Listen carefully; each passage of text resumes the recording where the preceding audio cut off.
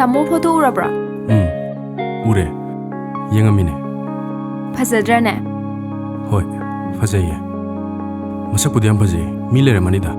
Like the hamne, mina harpam te yade hamne. Nang di kamay khangi ba?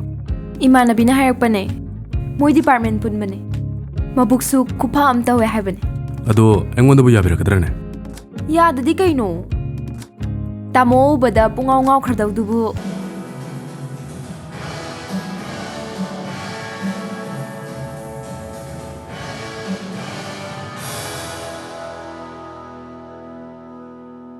Kaidarogi nangbo tumin thokri du lang minarga. Imana bu sing lan kalamani. Kashtaude. Sorfun galaba. Chalage, nang tholok pangai ramane. Nang enjoy ta horo. Ai thimbigi. Yarani. Namana bakai nang ngai ramane. Ai ti thokla roidra na khalama bane. Taru. Nang lan khalmal. Imana ngak tane. Kyam luna tinna bana mana bano. Yam nak na ba oiramadi invitation soidan tarokam thoktra. Khudakta invite taraga changaga phamchalui dubu. Ai di kitang appropriate oidabra na khale. Namana ba singduna isa chip oin uramoidro. Kisu khalamoi taru. Nong phadok ki wani moju. Loi matik char mi ngak tane. Ai lei khang da beni na harami dudi. Nangi dudi kitang orthodox mandro.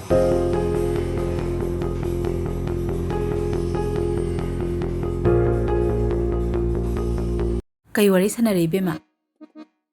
Masapu kamdoge nupaduba. Phazai. Ibema nangse narabek phaidako. Masaksu phajaba, matiksu saba, inaksu khunba. Ado kakei bo hainarake. Lohong basi yarabra na hangi. Nangdi kay haramge. Yadre na harame. Adudi kay harami ba? Adubu haibe yaba waro. Mayamna waloy narakansida. Angam tan bagi wabudi aikhoina su angang do puraga la iduni. Mina di kanna haijabani masa masa yanaraga chen bane dana. Nongalaga phajana pawdo haidokpa laksage dana. Aikhoi thajana ba magi matungina porakhiba natro. Amarisu aidi haiba ngamaroi pabungda. Adu oiragana aina haitare dana pabungdo. Pabungna su khara khandajarani. Mina su khoigi lemna basila abanina. Haujikti ne haidokpa tabane. Aikhoigi tarusi chelurabani haibado. Bima, kaidaurage. Kashtaude ma. Hayo. Kaidaurage.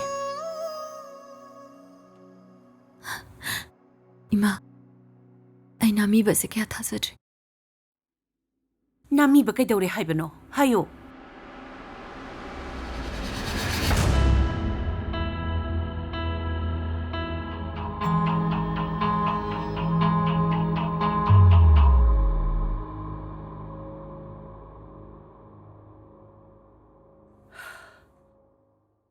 Imagi shune wahamadi lay.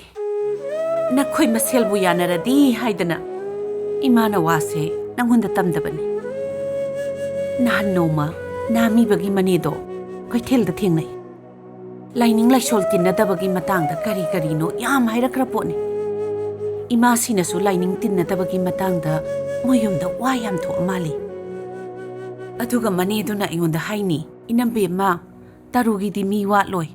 Masak matau phajabanina pamjaba mayam amasu lairamgani gaina hairame haiba. Ima sune moigi mawongse pukningdadi kaino makhalabani. Punamakse imana ne noi pabungdadi tamde. Ikokta nuksina na anthabituna. Napuroi begi yumda. Nungai epan apaluro haiduna. Kaina yata pirakpa matam aduda.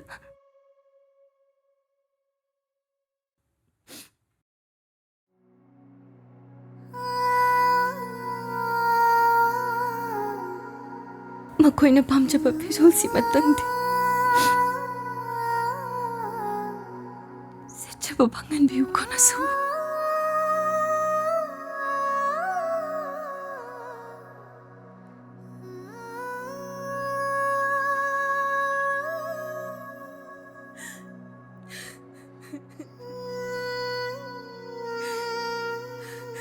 ꯍꯧꯒꯠꯂꯣ ꯇꯔꯨ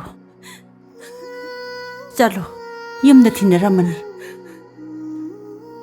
ꯍꯌꯦꯡ ꯂꯨꯍꯣꯡꯒꯗꯧꯔꯕꯤ ꯅꯪꯅ ꯌꯨꯝꯗꯒꯤ ꯃꯄꯥꯟ ꯊꯣꯛꯄ ꯍꯧꯅꯗꯦ